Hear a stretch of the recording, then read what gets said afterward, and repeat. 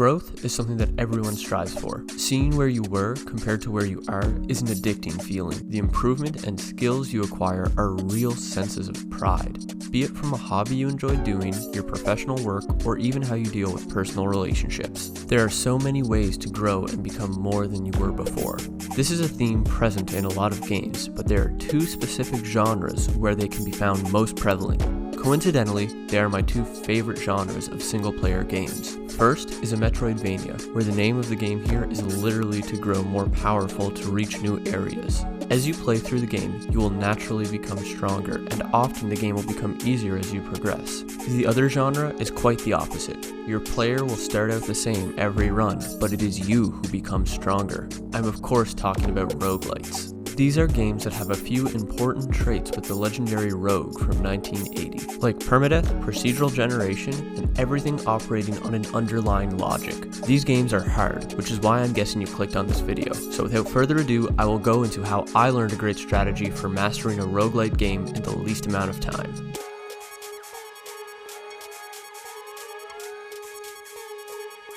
I learned this way of play through progressing through City of Brass, the free release from the Epic Games Store from May 30th to June 6th. I found that I was leaning into two styles of play.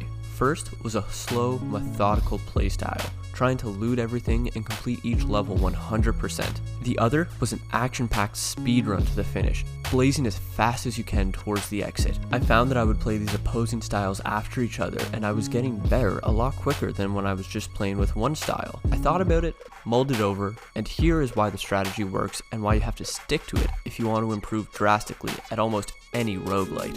First and foremost, roguelites are about risk versus reward. Should you take this item, how does it affect the build that you have? How does this enemy attack? Are there secrets that you can find? And how do you even beat the game? These are all things that you have to learn in order to have the intended experience of risk versus reward that the developers intended. The only way to learn these things, as I'm sure you know, is to play the game a lot, and then some more, and then even a little bit more. The most important lessons come from how you die and what killed you. Then you start to learn and improve, and eventually you will succeed. The strategy that I proposed earlier is how to quicken this process immensely. It all starts with the first run style, the completionist.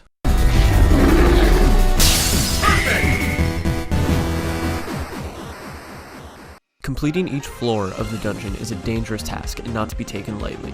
Most times, if you leave in the first opportunity you have to leave, you will leave with more health than if you complete the entire floor. This is part of the reason why playing as a completionist is beneficial for you. When you play as a completionist, you are learning a lot of things very quickly. You practice the enemies on that floor so you can fight them in later runs without taking any damage. You learn how many upgrades there are and how to receive them. You learn about item synergies, and you learn so much more. But this alone won't prepare you for the later floors, and if you were only to play the style, it would take you so long to finish the game. This is why you need the second type of play, the speedrun. I think it's time we blow this scene, get everybody in the stuff together.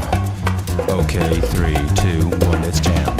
The speedrun is what will make you mechanically better at the game, and if you've ever watched real speedrunners play one of your favorite games, you know why this is. Execution needs to be near perfect, because the player is almost always underpowered, meaning you're only a few mistakes away from losing the entire run. If the completionist is reading an encyclopedia, then the speedrun is taking a pocket guide and just going. You'll learn what your character can do, how to move and how to fight, what the best options are, and since you're progressing quickly, you will get to further areas than you would have if you had been doing the completionist route. With the speedrun, you truly become a master at the game mechanics. You learn exploits for certain bosses or rooms. If a game can be broken, your goal is to find it and exploit it.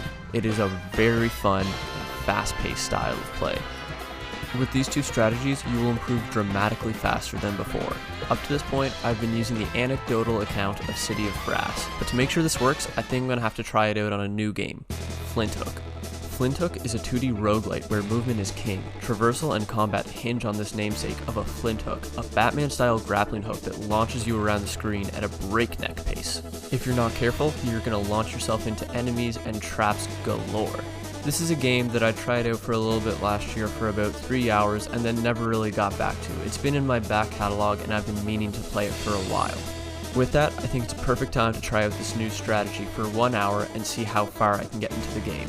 Okay, I was a little scared that coming into this game after having played it before I'd be at a little bit of an advantage, but take a look at how I deal with this invincible enemy when the first time I see them, and I think that I'm pretty much a newbie here.